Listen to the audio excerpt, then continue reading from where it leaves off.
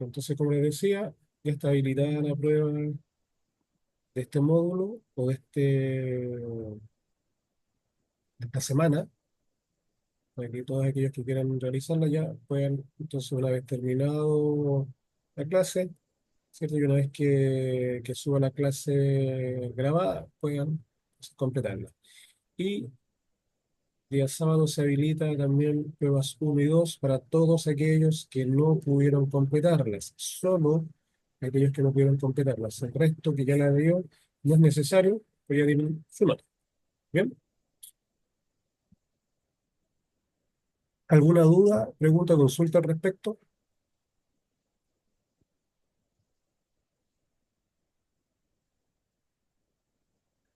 Voy a dejar anotado inmediatamente también quienes se están excusando. Nuri.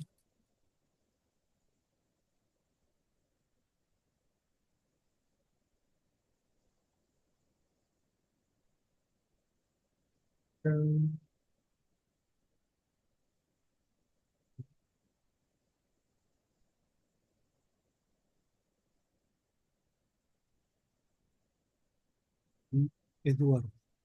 Eduardo, sí, ya lo tengo.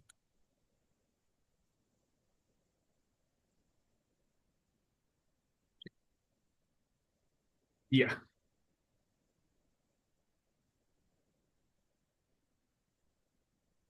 Ok, Eduardo, gracias.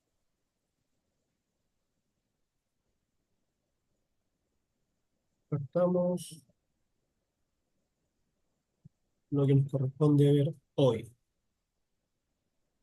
¿Y qué es campo laboral del corretaje? Requisitos para ejercer como corredor de propiedades, siendo persona jurídica, entidades del rubro de corretaje de propiedades. Eso es lo que vamos a ver hoy, páginas 23 a la 30. Recordar para todos aquellos que necesitan saber desde qué página hasta qué página es la prueba, de la página 18 a la página 30. Eso es lo que contiene la prueba de hoy. Y nos vamos al contenido.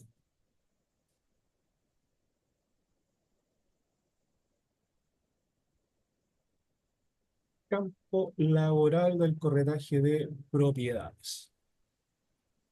Les recuerdo, preguntas, consultas y comentarios.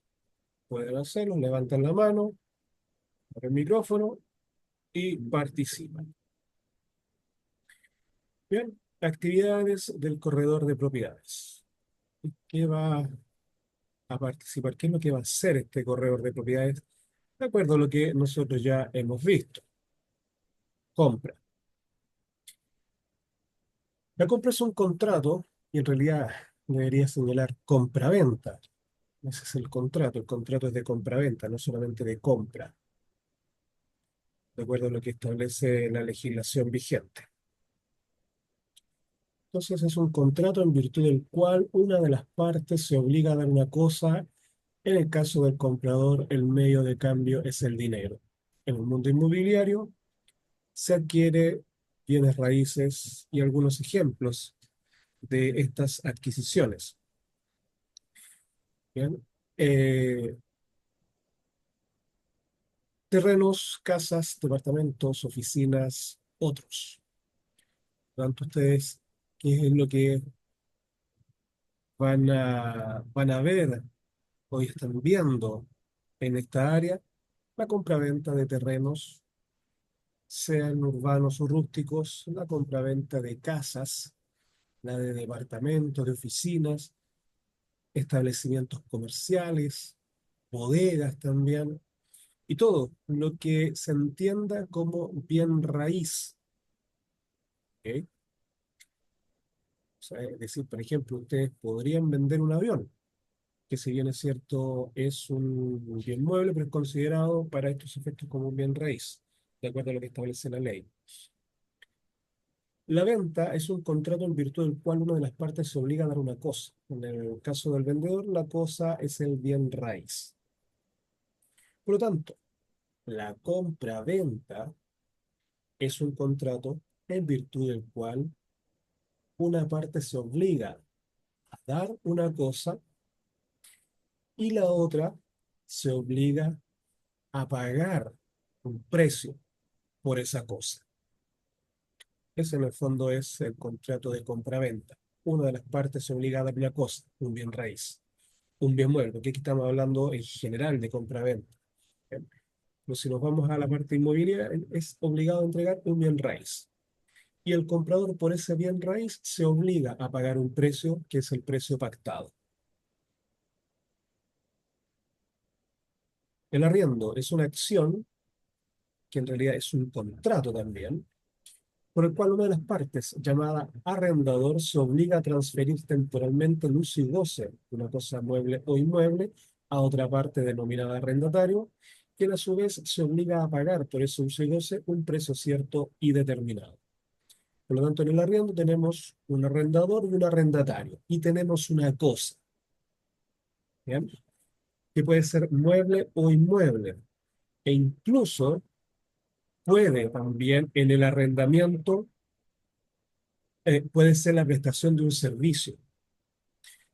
De ahí es que cuando nosotros hablamos de aquellos trabajadores que boletean, es decir, aquellos trabajadores que entregan una boleta y que su contrato de prestación de servicios es un arriendo. Y, de acuerdo a lo que establece la ley, ese contrato de prestación de servicios no se rige por las normas del Código Laboral, sino que por las normas del Código Civil para el arriendo. Por eso es que eh, el trabajador que es contratado a horarios o prestación de servicios, al ser desvinculado, no le asiste ningún derecho como a los otros trabajadores que han sido contratados por las normas del Código del Trabajo. Pero ahí se puede hacer algo para que también ese trabajador pueda ser indemnizado. Pero eso es otra materia. Esto solamente para que se comprenda un poco lo que es el contrato de arriendo. Por lo tanto, en este contrato de arriendo, el arrendador entrega el uso y goce de una cosa, y para la parte inmobiliaria, una cosa inmueble, reservándose la nueva propiedad, y el arrendatario paga por el uso y goce de ese bien determinado.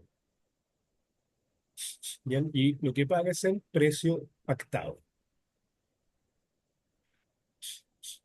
Administración de propiedad. Un rol importante del administrador de la propiedad es la relación entre el propietario del inmueble y la persona que va a usar la propiedad. Las obligaciones vinculadas a la administración de la propiedad incluyen el cobro de los arriendos, gestión de mantenimiento, investigación de arrendatarios, etc. A cambio por el servicio, el administrador de propiedades retiene una parte de la renta anual recibida por el propietario como pago. ¿Bien? Pero aquí, en la parte inmobiliaria, la parte ya que hemos estado revisando y hemos estado conversando, el administrador de propiedad, es decir, cuando se le entrega la administración de una propiedad a este administrador, ¿qué es lo que hace? Es un contrato también, y es un contrato de administración de propiedad, en el cual el dueño de la propiedad le encarga el negocio, le encarga que administre la propiedad. ¿Cuáles son las obligaciones? Entre otras, el cobro del canon de arriendo, el mantenimiento de la propiedad. Por lo tanto, el administrador de propiedad se debe preocupar de que la propiedad se encuentre en condiciones habitables para cumplir con lo que está establecido en el Código Civil respecto de la propiedad del arriendo. También debe investigar los arrendatarios, es decir, debe realizar las gestiones suficientes para contratar con ese arrendatario, pero que ese arrendatario obviamente sea factible y viable de que se vaya a mantener en la propiedad y que vaya a pagar bien por esa propiedad y que cumpla el contrato. A eso se refiere más que nada la investigación del arrendatario. Bien. La comisión que ya hemos visto de la administración o el administrador de propiedades, el 10% del canon de arriendo mensual. Mensualmente, entonces, usted recibe el canon de arriendo, descuente ese 10% que es para usted, y el resto se lo entrega al arrendador, salvo que sea necesario descontar algún otro ítem, como por ejemplo pago de contribuciones, alguna reparación, etcétera. La tasación. Entre paréntesis, estuve investigando sobre la tasación, ¿bien?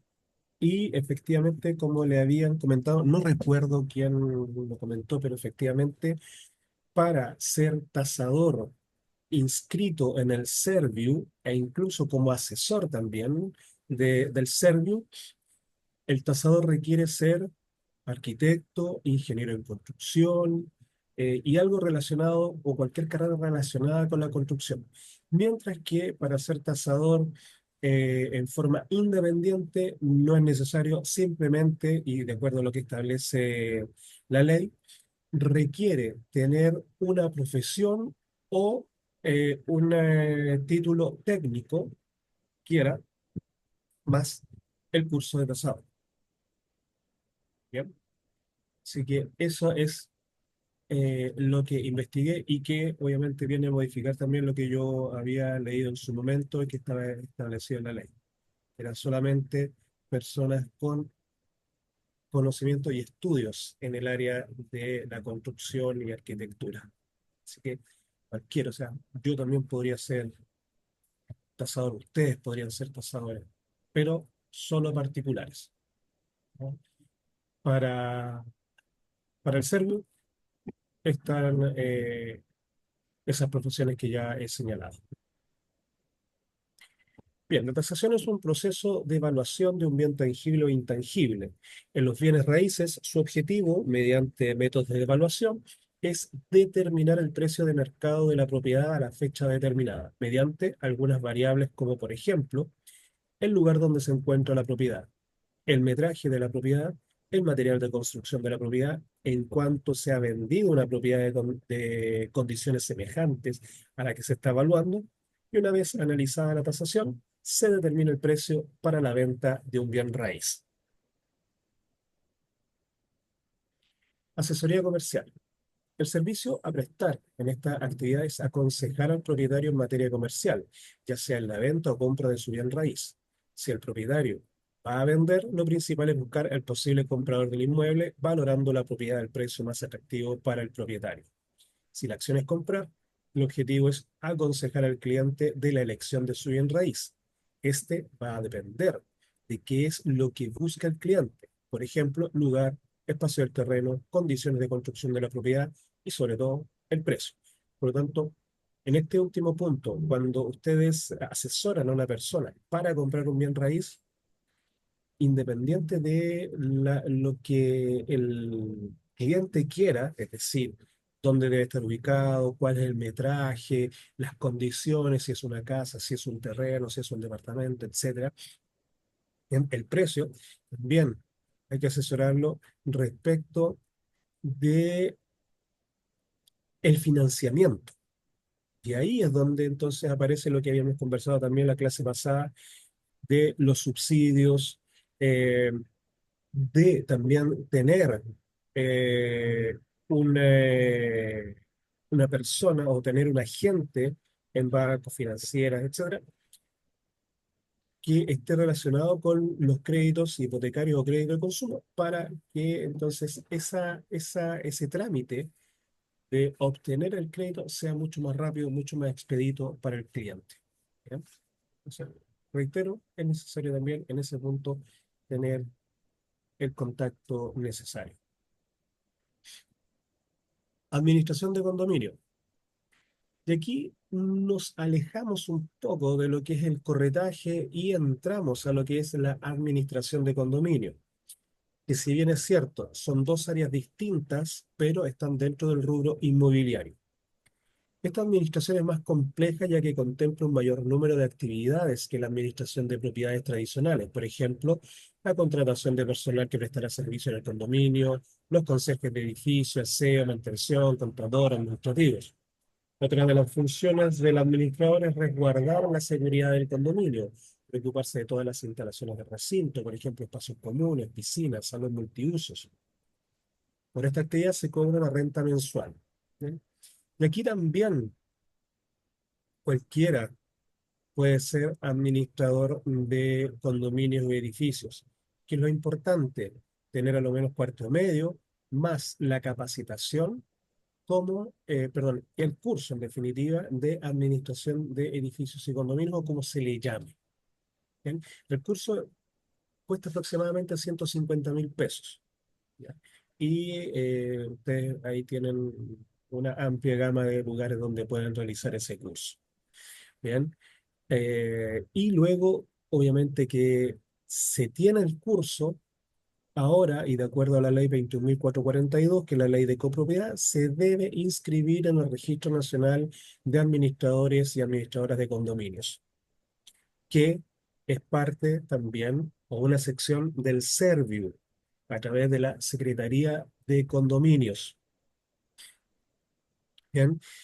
Eh, Acá, dependiendo de la cantidad de unidades o departamentos, dependiendo del sector también, dependiendo de unos factores, y sobre todo, ¿ya? Sobre todo de cuál es la visión que tiene el comité de administración, ¿ya? Y la cantidad de unidades. eh, la remuneración fluctúa. Lo más bajo que he visto, 500.000 pesos mensuales. Y lo más alto, sobre el 1.000.000 de pesos. 1.500.000, 2 millones de pesos, dependiendo, vuelvo a repetir, del sector. ¿Bien? Ahora también existen modalidades de administración de edificios, ¿ya? En donde tiene que estar presente todos los días en un determinado horario, o bien, si puede ir ciertos días a ciertas horas. ¿Bien? Y eso también da la posibilidad de administrar no solamente un condominio, sino que varios. Cuando tenemos esta modalidad de que vamos un día, 2 días a la semana o ciertas horas, ¿bien? Podemos tener varios condominios en administración. Yo les comenté que soy asesor de administraciones de condominios, y tengo una cliente que administra 6 condominios. Entonces, va por días a visitarlo. Es más complejo, evidentemente, que el corretaje, porque hay que ver muchos temas, ¿ya? Y por lo mismo también se necesitan varias personas que asesoren en la parte laboral, en la parte de seguridad, en la parte de prevención de riesgos, ¿bien? Y la parte de contabilidad. Esas son las cuatro grandes áreas que se debe tener un asesor, ¿bien? Pero cualquiera de ustedes podría también entrar a este tema de la administración de condominios, cumpliendo con los requisitos que establece la ley. Vuelvo a repetir, realizar el curso y a lo menos tener cuarto medio. Bien, con eso estamos impecables, nos inscribimos en la secretaría y podemos comenzar también a administrar condominios. Y que se puede complementar también con el corretaje, ¿por qué no? Asesoría legal. El servicio contempla aconsejar al propietario en materia legal de la propiedad, como por ejemplo revisión de títulos previos a la venta, gestión para obtener certificados de dominio y de hipoteca y gravámenes, información sobre uso de suelo, certificado de no expropiación e informaciones previas. Estos son algunos de los servicios que se prestan en la asesoría legal. La mayoría de las veces el trabajo lo realizan abogados, porque obviamente nosotros ma- eh, manejamos esta área, ¿bien? Y nos dedicamos a todo este tema que tiene relación con notarías conservadoras, bienes, etcétera. ¿Bien? Gestión de proyectos. El servicio contempla evaluar un proyecto de construcción de su bien raíz. Esta actividad no es construir, sino buscar el terreno y evaluar cuánto vale construir la propiedad. Y acá también el corredor juega un papel sumamente importante en la gestión de proyectos. buscar el lugar, buscar el terreno óptimo para la construcción. Pero no solamente es buscar el terreno, sino que también evaluar la construcción misma de la propiedad cuando se desea construir la propiedad. ¿Ven? Recuerden ustedes que existen variadas formas de construcción, material sólido, sólido, material ligero. Hoy día tenemos también que se están utilizando containers para construir o para armar una casa, o sea, con un par de containers, ya sea de 20 pies o de 40 pies, ya tenemos la estructura de una casa, solamente nos falta ordenar cómo la queremos y llenarla con, obviamente, los bienes muebles que se quieran, ¿bien? Pero obviamente no es solamente eso, por eso es una gestión de proyectos, porque hay que ver alcantarillado, hay que ver luz, ¿bien? Hay que ver dónde va a estar emplazada, los cimientos, porque también al container hay que ponerle algún cimiento, que si bien a lo mejor no va a estar anclado al radier, pero debe estar sobre una superficie que le dé ese sustento para mantenerse en el lugar. Y señalo esto porque si tenemos estos containers, claro, y los cambiamos de lugar, es cosa de desarmar, sacar las cosas y nos llevamos los containers para otro lado. Esa es la factibilidad que hoy día tiene la construcción de viviendas en containers. Pero todo eso, obviamente, se tiene que ver a través de esta gestión de proyectos. Tramitación de créditos hipotecarios. Este servicio consiste en buscar la mejor alternativa crediticia en el mercado de los créditos hipotecarios, los cuales pueden ser bancos, cajas de compensaciones, cooperativas. Se entregan los antecedentes financieros del cliente para que la institución evalúe la factibilidad crediticia y una vez aprobada la operación, se procede a entregar la información de la propiedad, precio, dirección y documentos del dominio. Aquí, reitero, es donde se requiere tener ese contacto, ¿ya? Se requiere tener esa alternativa y ese servicio que es sumamente importante también. Porque, ¿qué es lo que pasa si tenemos esta relación con el agente crediticio? Vuelvo a repetir, va a salir mucho más rápido el trámite y por lo tanto vamos a firmar antes el contrato de compraventa y antes también vamos a tener la comisión. Licitación y remate. Las licitaciones y remates facilitan el encuentro entre vendedores y compradores y otorgan una mayor transparencia a la operación. El objetivo es adjudicar los bienes raíces asegurando tanto al vendedor como al comprador la mayor transparencia y eficiencia en el desarrollo de la gestión, además de intentar obtener los mejores resultados para ambas partes. Claro. Acá, si yo voy por el comprador, ¿bien? Puedo entrar al remate, ¿bien? Asesorando al comprador con un mandato, por ejemplo, que me permita firmar a nombre de él o a lo menos poder comprar y con posterioridad firmar, ¿cierto?, la escritura de compraventa. Hay que recordar que en un remate, sobre todo un remate judicial, el juez es el que toma el lugar del vendedor y por lo tanto la escritura no se firma inmediatamente, sino que con días de posterioridad dentro de los plazos establecidos en la ley. Por lo tanto, se puede representar a otra persona en un remate judicial donde las propiedades evidentemente salen mucho más baratas. Pero en este caso hay que tener el dinero efectivo para poder comprarlo. Esa es la dificultad de un remate. En general, uno puede cobrar una comisión al banco por llevarle un cliente. Eso tendría que conversarse directamente con el agente, no con el banco, sino que con el agente con el que uno eh, em, realiza, ¿cierto? O arma esta relación. Entonces ahí uno puede señalar, oye, ayudémonos, ¿cierto? Yo te traigo clientes y tú me das una comisión de lo que te gane. Puede ser, ¿por qué no?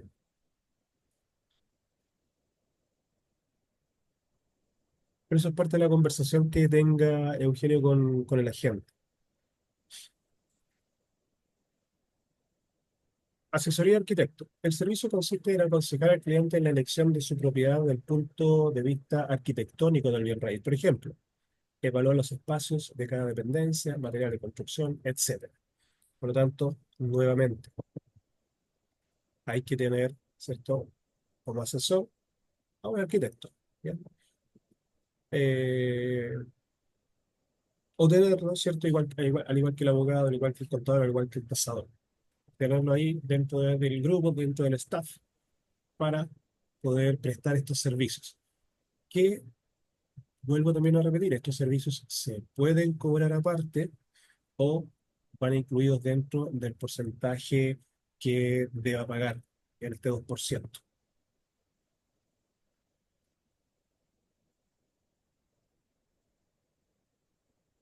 Requisitos para ejercer antes de seguir.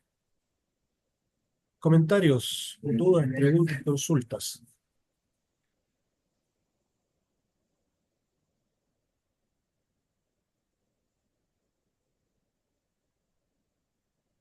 Bien. Requisitos para ejercer como corredor de propiedades siendo persona jurídica ahora. El corredor de propiedades, para realizar su actividad, deberá, al igual que cualquier persona que ejerza una actividad económica o comercial susceptible de causar impuesto, realizar ante el Servicio de Impuestos Internos los trámites de obtención del rol único tributario. Declarar la iniciación de actividades, de acuerdo a lo dispuesto en el Código Tributario, y pagar una patente de beneficio municipal correspondiente a la actividad que realiza. Para determinar el cobro de la patente municipal, al cual están afectos los corredores de propiedades, en primer lugar, se debe distinguir la situación en que tributan, es decir, si lo hacen de acuerdo a las normas de primera categoría, cuyo valor será determinado en función del capital propio del corredor de propiedades, o en caso de tener sucursales. El valor de la patente será proporcional por cada una de las unidades respectivas y según si tributan de acuerdo a las normas de segunda categoría. Se refiere a aquellos corredores que ejercen la actividad en calidad de personas naturales y que por lo tanto no utilizan capital como medio para la obtención de negocios y pagarán una patente municipal anual solo en la comuna donde tenga instalada su oficina principal, habilitándolo esa patente para ejercer en todo el territorio nacional, que equivale a una UTM. Por lo tanto, lo que les había comentado, pregunte en la municipalidad correspondiente si debe pagar patente, porque, reitero, las municipalidades, de acuerdo a la ley de municipalidades, son libres de determinar cuáles son los tributos que se deben pagar, y en este caso la patente. ¿Qué actividades pagan patente? Bien, porque aquí también va a depender si es de categoría, primera categoría o segunda categoría. Bien, por lo tanto, hay que ahí determinar cómo es que ustedes van a ejercer la profesión. Como persona natural, Eugenio, segunda categoría. Como persona jurídica, primera categoría. Si recuerdo bien. ¿Ya? Eh, entonces, ahí hay que determinar. Usted va a ejercer su función en forma independiente como persona natural o es parte ya de una sociedad o va a crear una sociedad. ¿Bien? Por lo tanto, eso hay que determinarlo para, bien, establecer y determinar, valga la redundancia, cuál es la forma en que usted va a tributar. ¿Bien? Si usted eh, piensa ejercer la función como persona jurídica, ahí también hay que determinar qué tipo de sociedad es la que usted va a formar. ¿Va a ser usted solo como sociedad? ¿Va a tener socios? Bien, y entonces ahí tenemos que revisar qué tipo de sociedad es la que usted va a conformar. Vuelvo a repetir, puede ser una sola persona, por ejemplo, una IRL, una SPA, o si son dos o más, ya ahí tenemos SPA, responsabilidad limitada. Sociedad anónima no, porque para la sociedad anónima necesito 50 personas o 50 socios hacia arriba, así que un poco difícil, aunque no es imposible. Pero, lo que por lo menos en mi experiencia me ha tocado respecto de la conformación de sociedades, me han tocado más que nada SPA, responsabilidad limitada, y una que otra EIRL. Pero, como le digo, eso depende de qué es lo que la persona quiere, cómo se quiere conformar.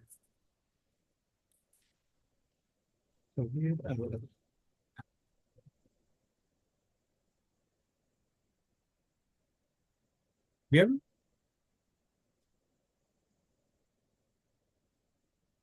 comentarios, consultas al respecto, además de lo que consultó recién Eugenio.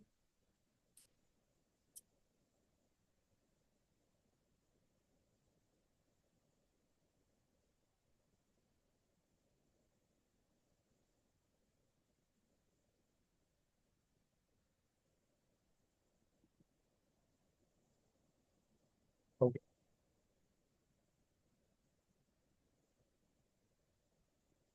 Entidades del rubro del corretaje de propiedades. Y aquí vamos a revisar algunas entidades o sociedades o empresas del rubro del corretaje. Vamos a ver un poco su historia. Bien, más de algunos ustedes los conocen y vamos a ver alguna que otra dato interesante. Comenzamos con la sociedad Grossman. Es una empresa con más de 60 años operando en el mundo inmobiliario y se dedican a la venta y arriendo de propiedades, ya sea casas, condominios, departamentos. Bien, entonces, el fuerte de esta empresa es la venta y el arriendo. Por ahí puede ser que también administren, pero eso obviamente no lo sabemos, sino que solamente venta y arriendo. Y solamente se dedican a la venta y arriendo de casas, departamentos, ya sean individuales de las casas o en condominio, lo mismo que los departamentos que están en condominios. Todo comenzó en 1948, señala aquí uno de los socios de la firma, cuando mi padre Osvaldo fue en salida Correa, creó la inmobiliaria San Martín. Los años han pasado y hoy contamos con oficinas en puntos estratégicos en Viña del Mar y en Santiago. Además, hemos inaugurado oficinas en comunas y regiones con un importante crecimiento inmobiliario, como son la Florida y Maipú.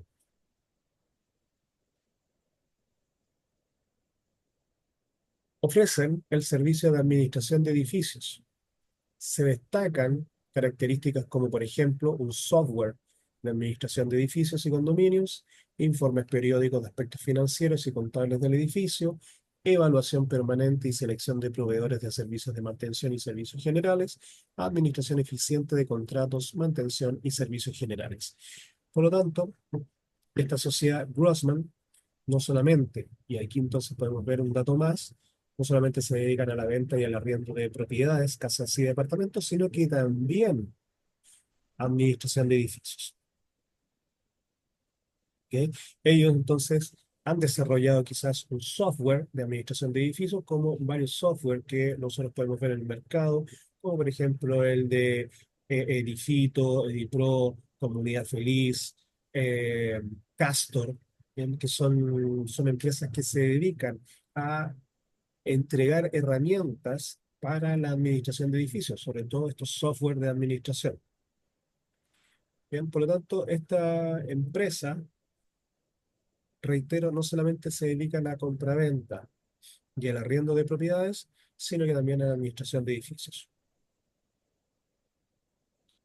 Cámara Nacional de Servicios Inmobiliarios AG, o Asociación Gremial ACOP. La Cámara Nacional de Servicios Inmobiliarios AG es una entidad gremial creada en 1942.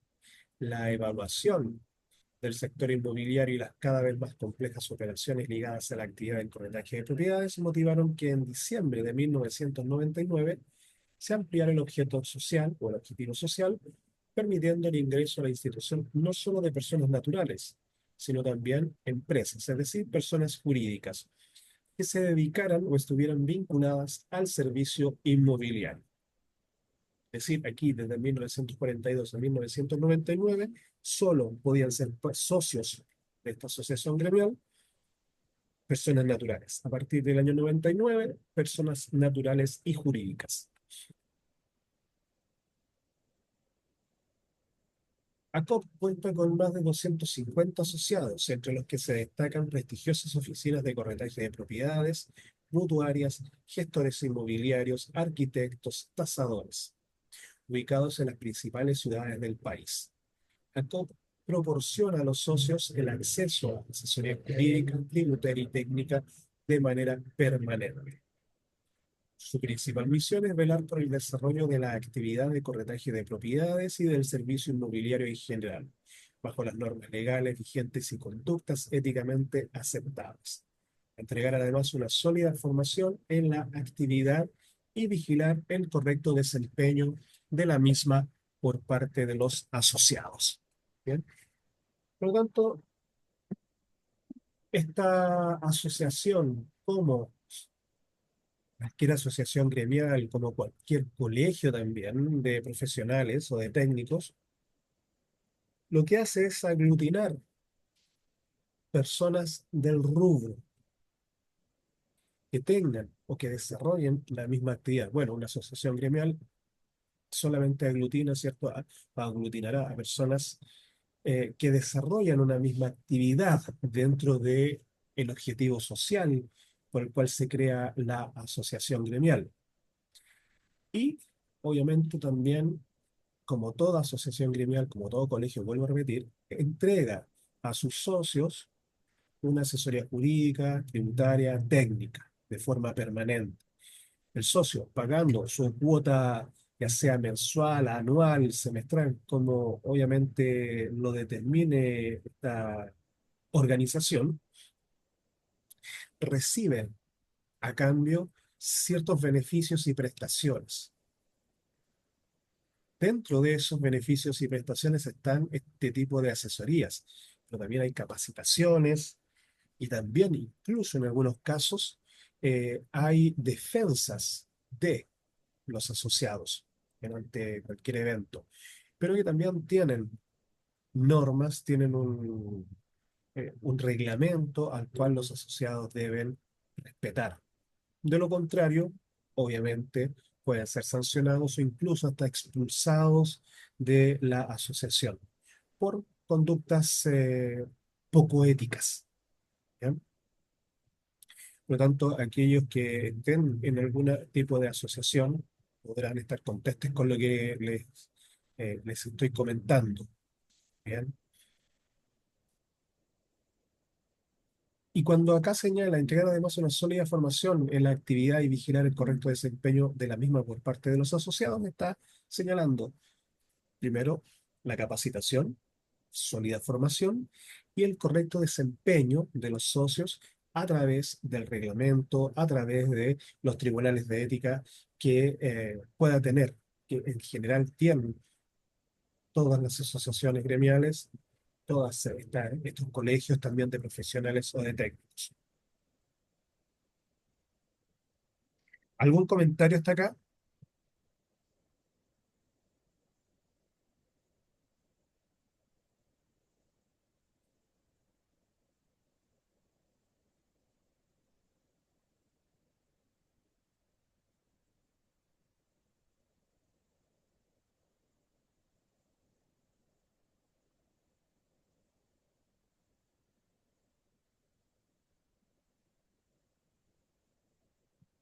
Voy con el chat. ¿Tiene un costo pertenecer a COP? Como en general, Edith, toda asociación gremial, o si usted se quiere afiliar a una asociación gremial o a un colegio, generalmente tiene un costo, ¿ya? Yo estoy asociado a un colegio y obviamente tengo que pagar una cuota anual, ¿ya? Eh, y eso es en general. Entonces, habría que, o usted, ¿cierto? Si le interesa pertenecer a esta asociación gremial, podría consultar cuál es el costo de estar asociada, ¿cierto? A esta AG. Con gusto. Eh, Claudia, disculpe el mandato, me lo pueden enviar por mail, así de informal puede ser. Eh, ¿Cuál mandato, Claudia? El mandato para administrar, ¿a eso se refiere? Eduardo, ¿cuál es la diferencia entre persona natural o jurídica? Enseguida le contesto, Eduardo. Claudia, sí, puede ser, o sea, no es que sea informal, es que hoy día tenemos que utilizar las herramientas tecnológicas que nos entrega el sistema, ¿ya?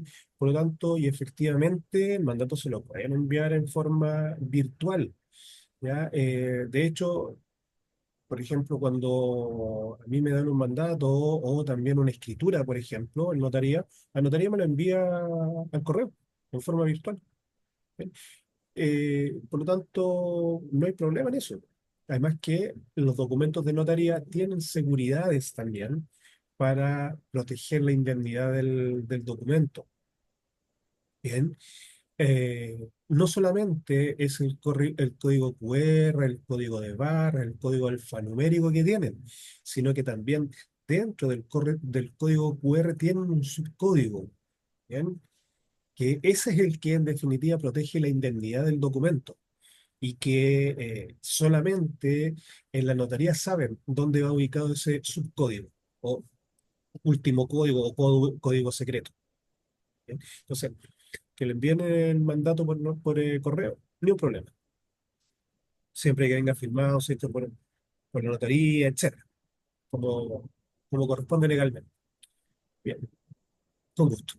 Ahora voy con la respuesta de Eduardo. La diferencia entre la persona natural y jurídica, Eduardo, es que la persona natural, como usted o como yo, nosotros somos personas naturales, debe cumplir ciertos requisitos que la persona jurídica no los cumple todos. ¿Bien?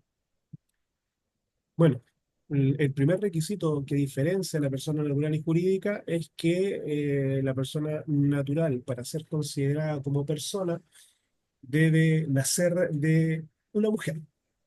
Y la persona jurídica obviamente no nace de una mujer. Luego, la persona jurídica tiene ciertos atributos de la personalidad, como son el nombre, la dirección, el estado civil, la nacionalidad y el patrimonio, ¿bien? Más la administración del patrimonio, es decir, esta capacidad de usar y gozar, ¿cierto? O de administrar lo propio, ¿ya? Mientras que la persona jurídica no existe en realidad, es una ficción legal, ¿ya? Y esa ficción legal que se utiliza para que nazca la vida del derecho, ni siquiera a la vida normal, sino que a la vida del derecho, es la escritura o el estatuto de constitución. Sin eso, no existe persona jurídica. De hecho, el Estado nace la vida jurídica mediante un decreto. ¿Bien?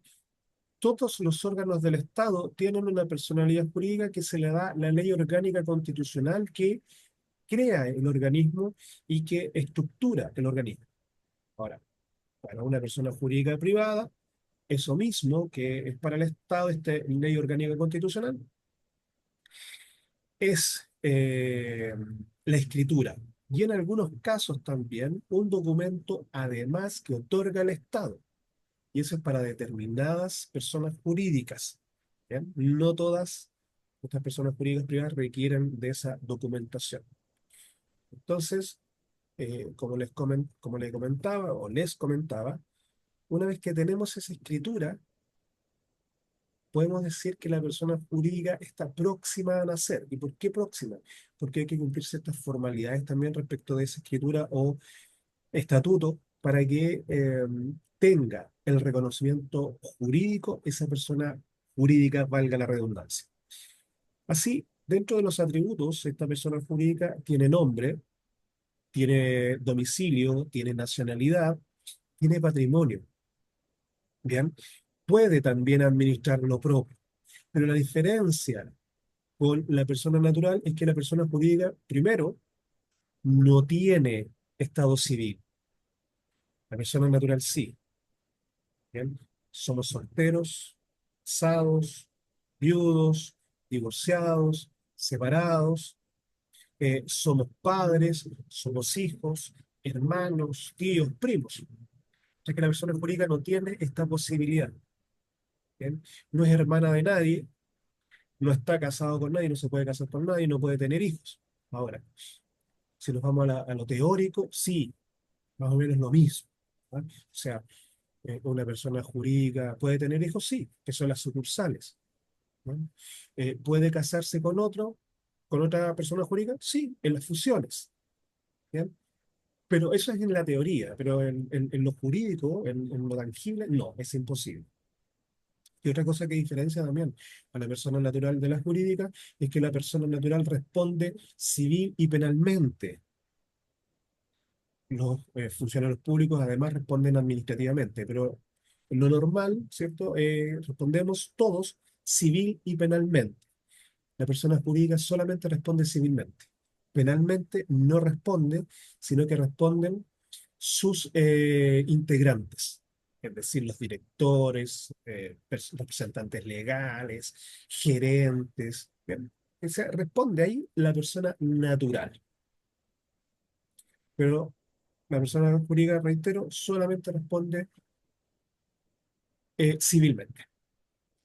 No sé si queda por ahí clara la diferencia entre persona natural y jurídica, Eduardo. Sí, profesor, me quedó bastante clara. Tenía una gran duda hace mucho tiempo. Gracias. Oye, con gusto. Eugenio, ¿cuáles son los bienes muebles que puede comerciar un corredor? Aviones, naves y aeronaves. Esos, si bien ciertos son bienes muebles, pero se consideran eh, inmuebles. Estos bienes se pueden hipotecar. En general, los bienes muebles no se pueden hipotecar, solamente los bienes inmuebles. Los bienes muebles, sobre ellos eh, se puede aplicar una fianza, ¿bien? Pero no una hipoteca.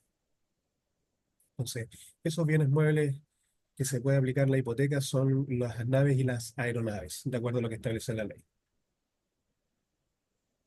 No porque esos son bienes muebles, son vehículos, Eugenio, que se les nombra, se les llama así por la transformación que tienen, pero en realidad el motorhome o la casa rodante no es una casa, es un vehículo que está acondicionado para, nada más. Por lo tanto, sigue siendo vehículo.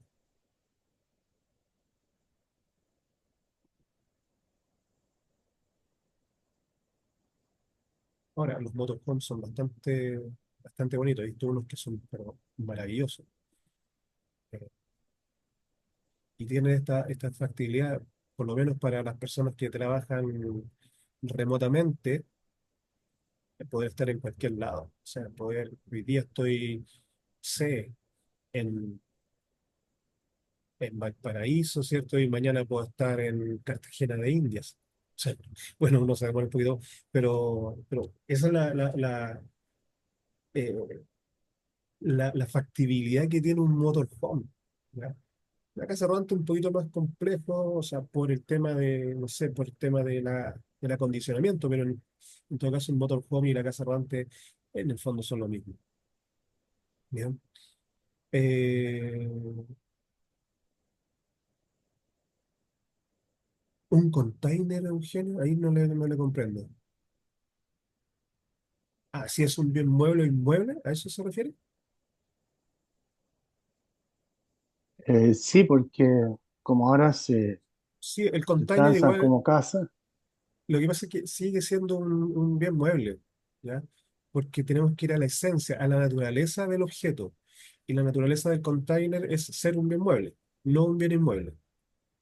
Que se acondicione, igual que un motorhome o una casa rodante, que se acondicione es otra cosa, pero su naturaleza es ser un bien mueble. Ya, porque hay casas, como decían de antes, que están hechas solamente de container y son Claro. bastante caras. No. Bueno, va a depender, pero yo he visto que no, son re baratas. O sea, en comparación con una casa, son mucho más baratas. Claro, en comparación con una casa es Sí, más barata, pero claro. igual no dejan de ser. Ah, no, claro. O sea, estamos hablando de, no sé, de 6 7 millones hasta puede ser unos 20 millones. Bueno, dependiendo también del tamaño, ¿cierto? Del proyecto. Que ahí, obviamente, con los Claro, containers se trabaja por proyecto. Pero siguen siendo bienes muebles, Eugenio, porque esa es su naturaleza, ser un bien mueble. ok, gracias. Esther, ¿puede un corredor vender un auto? Sí, Esther, o cualquier persona. Para eso no necesita ser corredor de propiedades, ¿ya? Cualquier persona puede vender un auto, un vehículo y es más, se puede dedicar a eso también, pero para eso no necesita ser corredor de propiedades. Así que podría vender fácilmente, sin ningún problema. Obviamente hay que cumplir con lo que establece la ley, ¿cierto? Respecto de los documentos que se tienen que firmar, respecto de los trámites que se deben realizar, pero no necesita ser corredor para eso. ¿Alguien más?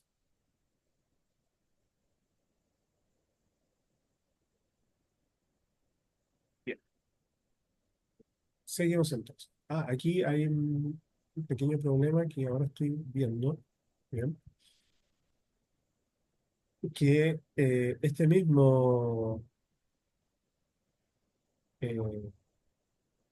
misma marca, ¿ya? La primera que leí no era de Grossman, era de Fuensalida, ¿ya? Al parecer. Indica que es eh, Fuensalida, Osvaldo Fuensalida, así que esto no corresponde bien. Ah, recién me di cuenta. Bien, Grossman, una empresa inmobiliaria con experiencia desde 1956 en la comercialización de inmuebles en la quinta región, en especial en Viña del Mar, Valparaíso y sus alrededores. Atienden tanto el mercado de propiedades de reventa o bien para inmobiliarias en los respectivos proyectos.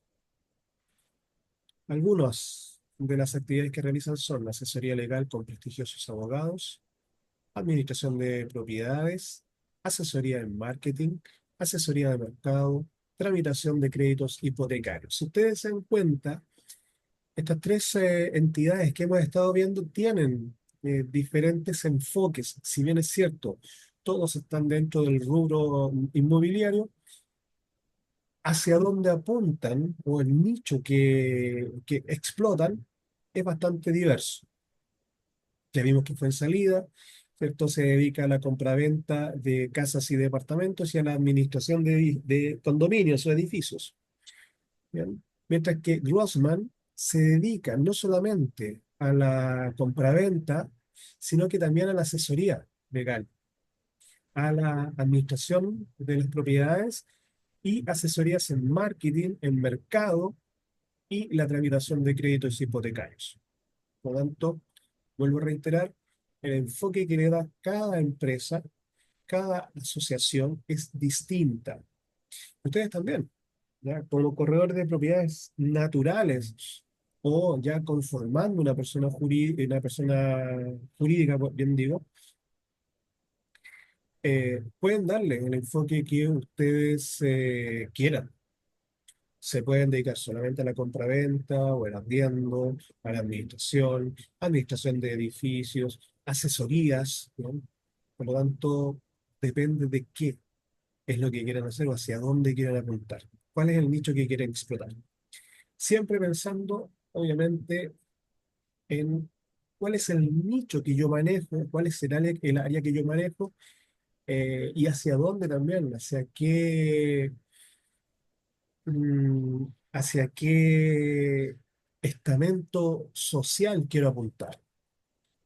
Tal como les comenté en un principio de este módulo, ustedes pueden abarcar todo el espectro, es decir, de las propiedades más baratas a las más caras, en cuanto a compraventa, en cuanto a arriendo, o pueden ubicarse solamente en un estrato social, ¿bien?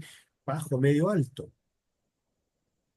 Ustedes determinan qué tipo de propiedades quieren vender o arrendar, ¿bien? Bajo, medio o alto. Y también, ¿en qué lugar quieren cumplir su función? ¿En una región específica o en varias regiones? Si es en una región específica, evidentemente solamente en esa región, pero pueden ir abriendo después sucursales en distintas regiones como lo ha hecho Fuensalida, ¿ya?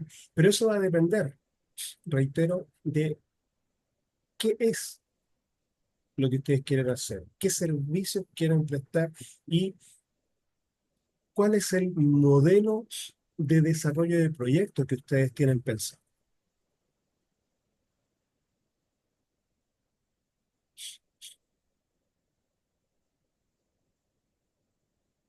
Normas que rigen la actividad del corredor en términos generales. El título tercero del libro primero del Código de Comercio está dedicado a la regulación de la actividad de los corredores como oficiales públicos. Aquí hay que tener claro que las normas del Código de Comercio se aplican supletoriamente porque el corredor de propiedades no está contemplado en el Código de Comercio. Por lo mismo, solo algunas normas se podrían aplicar al corretaje de propiedades desde el Código de Comercio, el cual trata sobre los corredores como oficiales públicos. En Chile no existen oficiales públicos nombrados como corredores. ¿Bien? Por lo tanto, poco también es que se pueda aplicar la normativa legal, sino que supletoriamente y para determinados casos. Entre los artículos 48 y 80 se establecen normas relativas a su designación, estableciendo la fianza a pagar y los requisitos a cumplir para su denominación.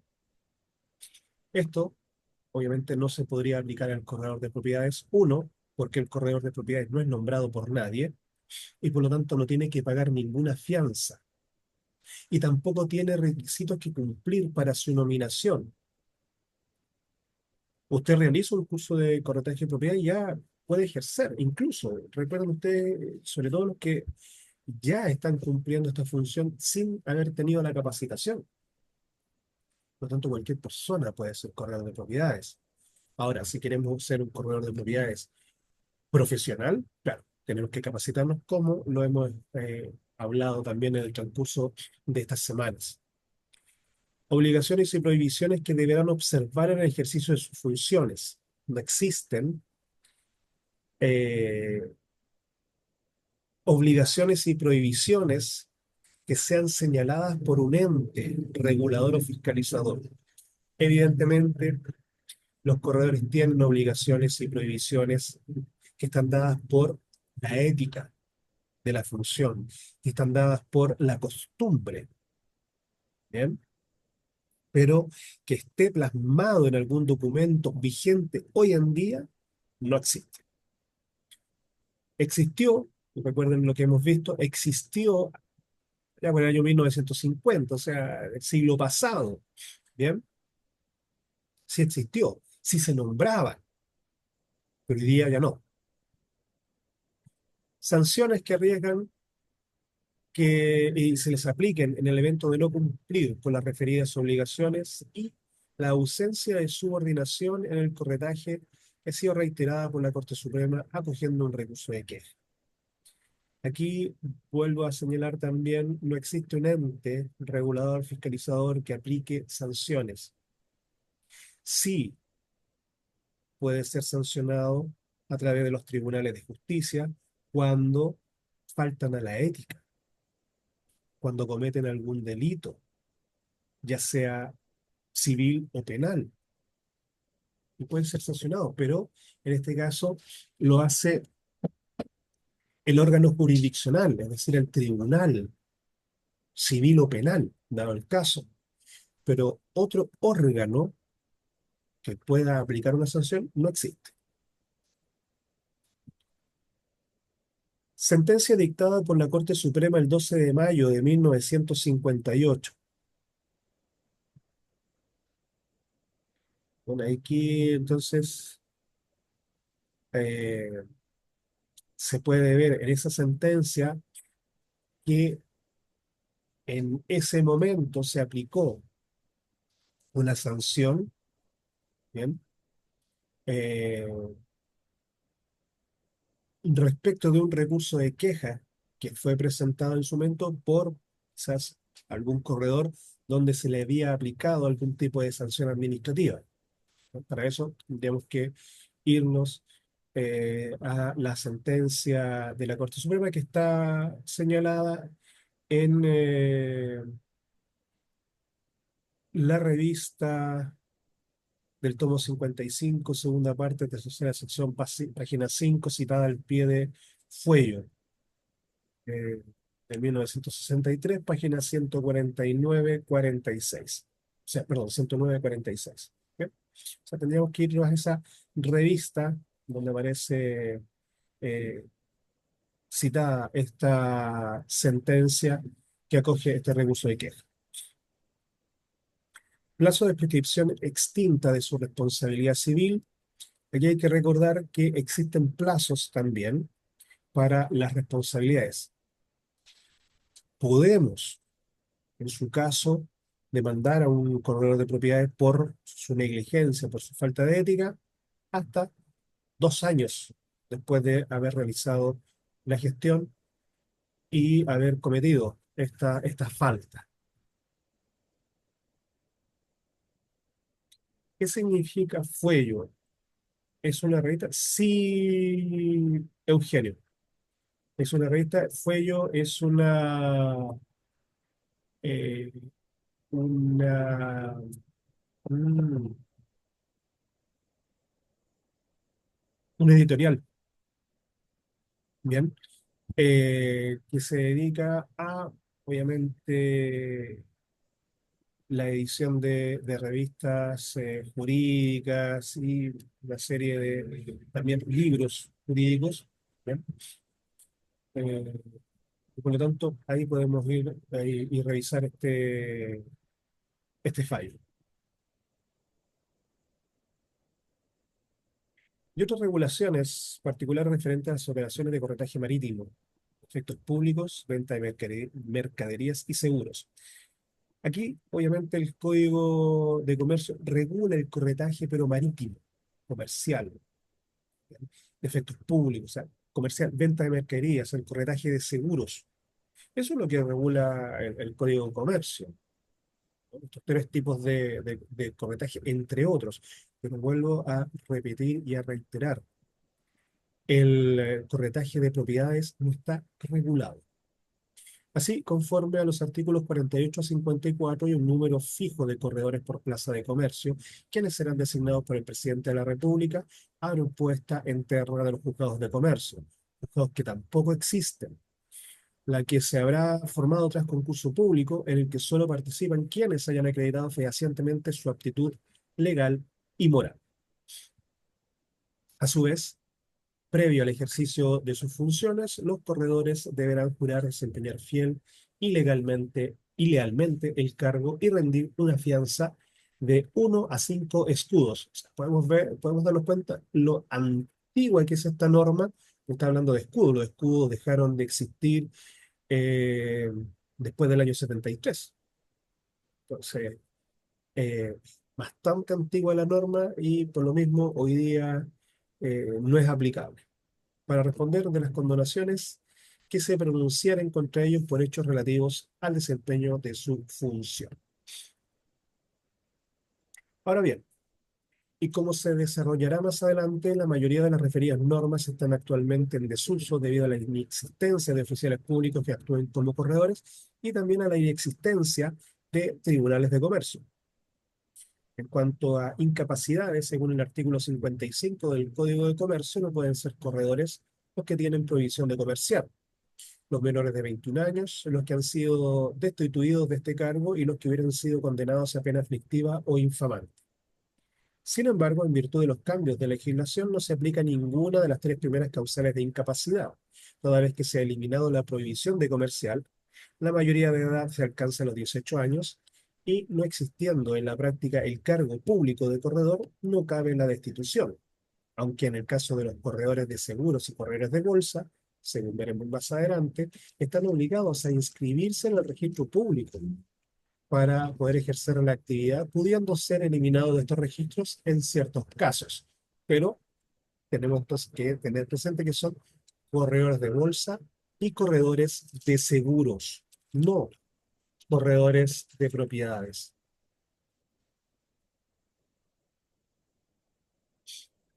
En el artículo 56 se enumeran las obligaciones a las que están afectos los corredores, estableciéndose su deber de responder a la identidad de las personas que contrataran por su intermedio y de asegurarse de su capacidad legal, número 1, y de llevar un registro foliado, número 3, y del libro manual, número 4, en los que consigne la información relativa a sus intervenciones, y cuyo valor probatorio estará sujeto a las normas especiales.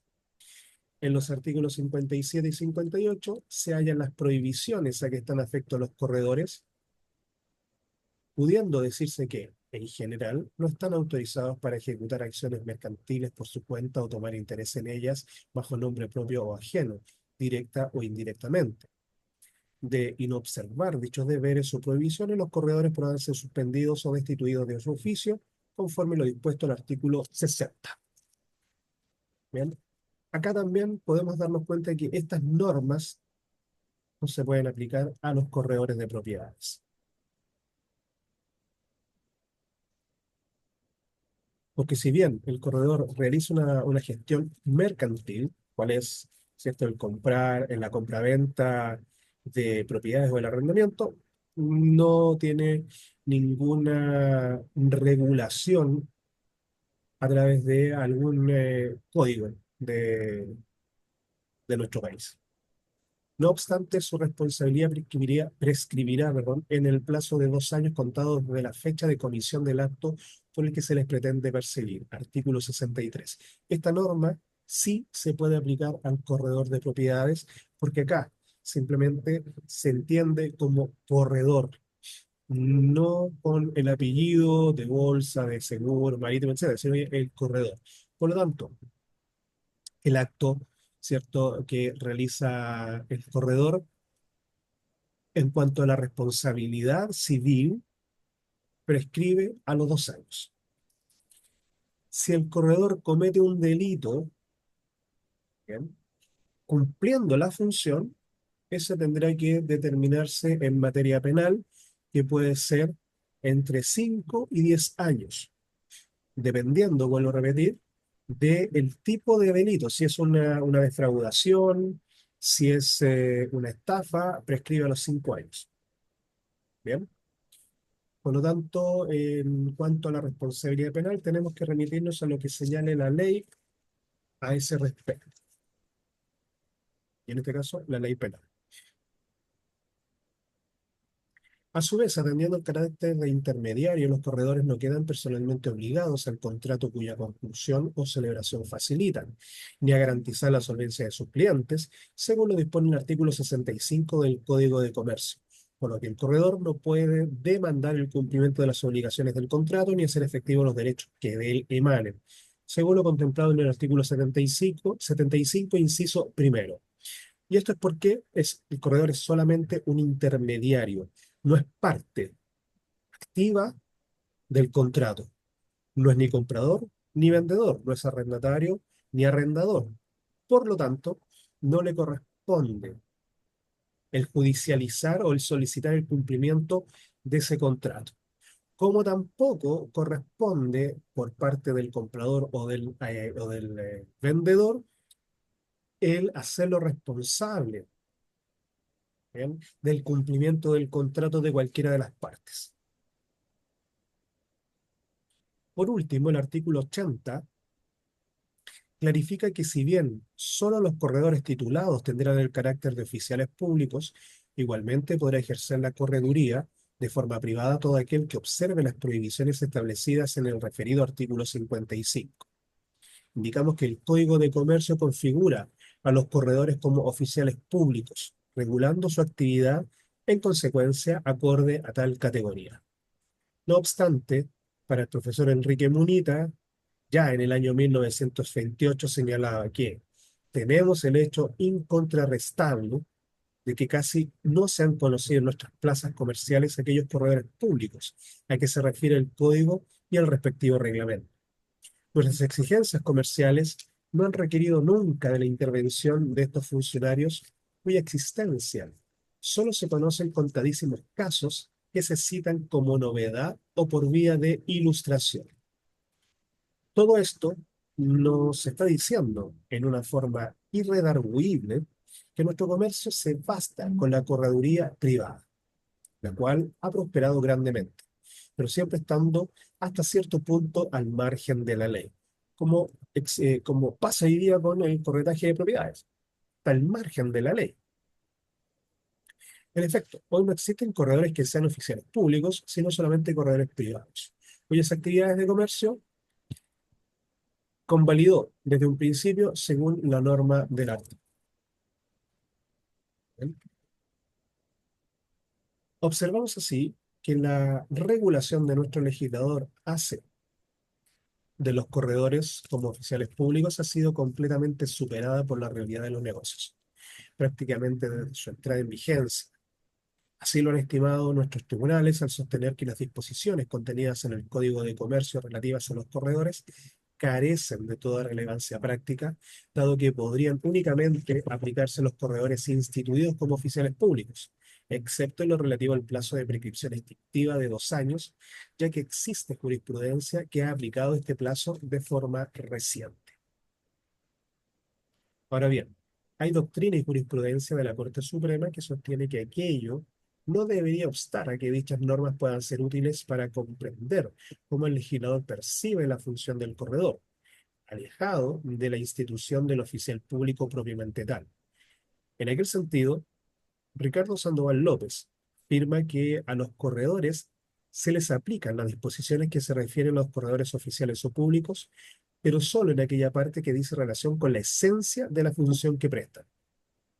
Dicha lógica fue aplicada por la Corte Suprema al estimar que un corredor era responsable de los daños ocasionados al cliente por la celebración de un contrato declarado nulo absolutamente, fundándose para tal efecto en las disposiciones del Código de Comercio. Tal como les he señalado, bien, al corredor no se le puede exigir, ¿cierto?, que se haga responsable del cumplimiento del contrato, pero sí se le puede exigir la responsabilidad que le cabe al no tener o al no prestar la debida responsabilidad o eh, el debido cuidado respecto de a quién escoge para presentar al cliente como prospecto de posible comprador o arrendatario.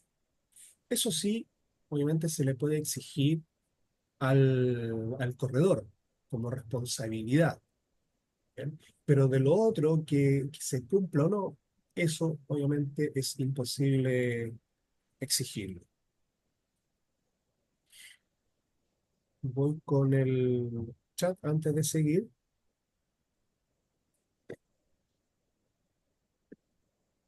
¿Puede un corredor llevar a juicio a las partes o a uno de ellos por no pago de comisiones? ¿Qué probabilidad hay de ganar el pago de UCIA? Efectivamente, Edith, se puede, y la probabilidad de ganar se fundamenta en los documentos que se presentan. ¿Bien? Si usted tiene un contrato, un mandato, un documento que indique y que sea firmado por ambas partes, que indique cuál es la comisión que le corresponde o cuál es la comisión cobrada, claro que puede iniciar un juicio. Bien.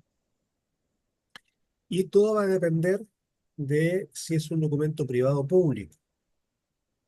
Si es un documento privado, hay que realizar un par de gestiones antes. Si es un documento público, basta con ese documento para iniciar la gestión de código. ¿Bien? Es un juicio largo. El juicio ejecutivo de cobro de pesos dura más o menos entre 6 meses a un año. ¿Bien? Ahora, cuando nosotros cobramos, ¿bien? eh, se pide que ese monto sea con los intereses y reajustes que correspondan. Por lo tanto, una vez que termina el proceso, juicio, lo que se solicita al tribunal es que se calculen esos intereses y esos reajustes y se les aplique a el monto que se está demandando. ¿Bien? Por lo tanto, si yo estoy demandando 10 y entre interés y reajustes son 5, ¿bien? Al final me tendrán que pagar 15. ¿Bien? Y las costas es otro tema también, Eugenio, ¿ya? Porque yo puedo pedir las costas, y en realidad siempre se piden las costas, costos personales o costos procesales, pero el tribunal es el que determina si fija o no las costas. ¿Y en qué se va a basar? Va a fijar costas cuando el demandado es completamente vencido, o cuando el demandante también, ¿por qué no? Completamente vencido. ¿Bien? O sea, que se le otorga completamente la demanda al demandante. Y en ese caso se fijan las costas. Pero si existe algún punto que no se le otorga al demandante, entonces el tribunal va a señalar que no se fijan las costas porque el demandado, por una parte, fue completamente vencido y que por tanto tenía también justificación para litigar. Eso lo manejan los tribunales, vuelvo a repetir. Ahí poco y nada es lo que podemos hacer nosotros los abogados.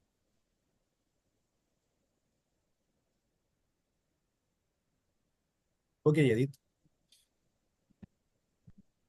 Finalmente, es importante referirnos al proyecto de ley que pretende reemplazar la normativa referente a los corredores de comercio del título tercero del libro primero del Código de Comercio y que ingresó al Senado con fecha 20 de marzo de 2019. Dicha iniciativa corresponde al proyecto boletín número 12.479-07, que hoy se encuentra en fase de cuenta de proyecto, es decir, en etapa de primer trámite constitucional. La moción presentada por los entonces senadores Carmen Gloria Aravena, Luciliana Evensperger, Rodrigo Galilea, Víctor Pérez y Ana von Baer, propone liberalizar formalmente la actividad de los corredores, innovando en materia de obligaciones, al introducir la nueva obligación de llevar contabilidad conforme a las normas tributarias y responsabilidad civil, estableciendo la culpa leve como estándar de culpa de los corredores. Proyecto que sigue en el Congreso durmiendo. Eso hay que tenerlo claro. Está en primer trámite, está, y vuelvo a repetir, cuenta de proyecto. Significa que ni siquiera se ha comenzado a discutir el proyecto. Por lo tanto, le queda todavía un amplio camino que recorrer. Como muchas leyes que son importantes y que porque duermen tanto tiempo después son poco efectivas. Como por ejemplo la ley de seguridad que estuvo más de 13, 14 años en el Congreso y recién salió hace poco, y salió una cosa muy extraña que poco va a servir a la seguridad privada. Pero es lo que hay, es lo que nos corresponde por los honorables que escogemos. Bien. Asimismo, propone una nueva definición de corredores que los identifica como mandatarios que dispensan su mediación asalariada a los comerciantes de modo de facilitar la conclusión de sus contratos. Una definición bastante extraña y alejada de la realidad también. Definición que a nuestro juicio no se condice con la naturaleza jurídica del contrato de corretaje, como analizaremos más adelante, y que ignora el hecho de que las partes que contratan los servicios de un corredor no siempre son comerciantes. Por eso, vuelvo a repetir, alejada de la realidad.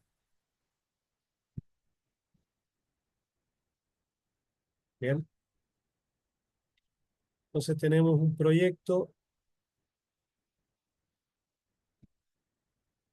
que está aún en el Congreso, que ni siquiera ha avanzado en estos 5 o 6 años ya,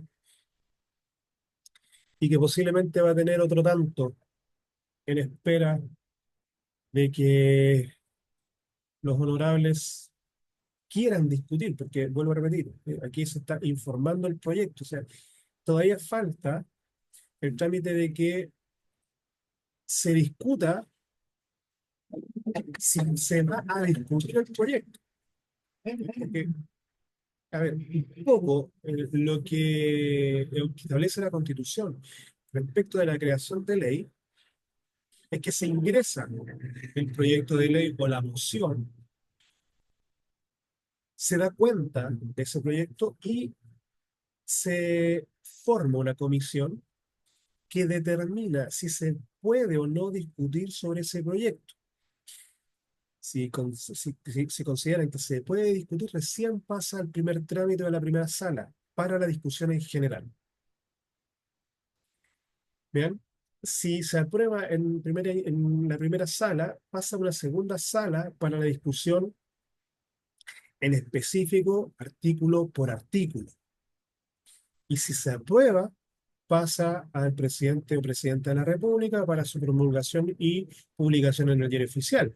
Pero entre medio de estas 12, o sea, entre medio de que ingresa hasta que es publicada la ley, existe una serie también de tramitaciones. Lo que les acabo de nombrar es algo, pero muy, muy, muy, muy, muy, muy básico de lo que es la tramitación de una ley, porque existen ahí otros trámites, que se puede devolver, que se tiene, en algunas veces u ocasiones, se tiene que designar una tercera cámara, bien, o una tercera sala, que es la comisión mixta, que se conforma entre senadores y diputados, para llegar, ver si se puede llegar a un acuerdo con esa ley.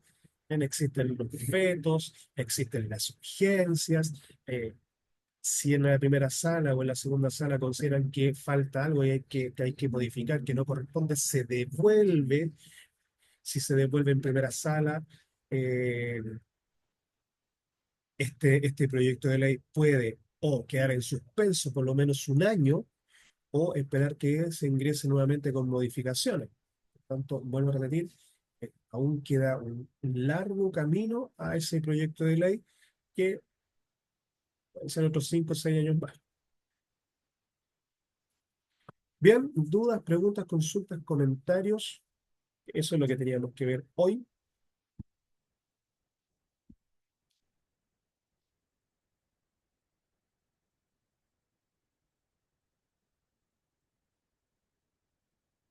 Algo que no haya quedado claro. No, por mi profesor. Ok, gracias, Cristian. Voy a... Así es, Claudia. A las 9 se habilita la prueba para que ustedes puedan realizarla hoy o mañana. Bien. Eh, Esperen, obviamente, y tal como les he comentado, hay que suba la clase grabada, repasen y después, obviamente, contesten. Ahora, si quieren hacerlo antes, es cosa de ustedes también. Yo solamente propongo, nada más. No, no es una orden imperativa. Voy a revisar ahora, mientras, si alguien tiene alguna duda, pregunta, consulta, voy a revisar. No se desconecten, por favor, para la asistencia.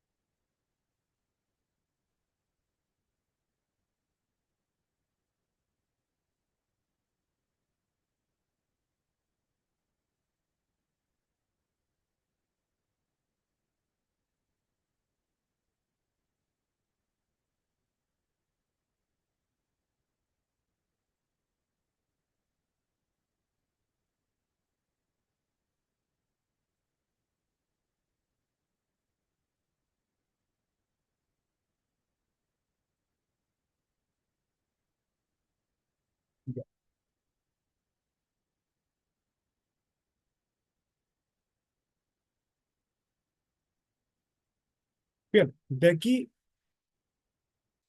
quizás nos encontraremos nuevamente, quizás, no lo sé, nos encontraremos nuevamente en el módulo de aspectos legales. El módulo que ustedes comienzan la próxima semana es el módulo de contabilidad, por lo tanto ahí a mí no me corresponde, no soy contador. eh, Obviamente sé sumar, restar, dividir y multiplicar, lo básico. Así que los números obviamente no son algo que me apasione tanto como para estudiar contabilidad. Para todos aquellos que obviamente tienen ese conocimiento, ya no es mi pasión, bien. Eh, pero vuelvo a repetir, vuelvo a señalar, quizás nos encontremos en el módulo de aspectos legales. Si no, obviamente ha sido un placer haber contado con su presencia. Gracias por las preguntas, por la participación. Ustedes tienen mi número, por lo tanto, cualquier duda, pregunta, consulta, pueden hacerla, no tengo ningún problema. Si necesitan también asesoría, apoyo, también podemos conversar, ningún problema, ¿ya? Así que también a sus servicios en lo que nos pueda ayudar, ¿ya? Gracias, profesor. Igualmente, un placer. Gracias por todo. Gracias, Cristian. Claudia, gracias. Chao, profesor, Gracias, gracias por todo. profe. Voy a Chao, seguir su chao. módulo. Nos estamos viendo. Recuerden, ahora Buenas vamos noches. al recreo, así que ustedes ya pueden comenzar a retirarse. Bien, nuevamente, muchas gracias. Cuídense, disfruten, cansen y nos estamos viendo en un futuro. Gracias, profesor, por todo. Chao, gracias. Chao, Hola. profe. Chao, chao. Gracias, profe, súper. Con gusto. Sí. Gracias, Esther.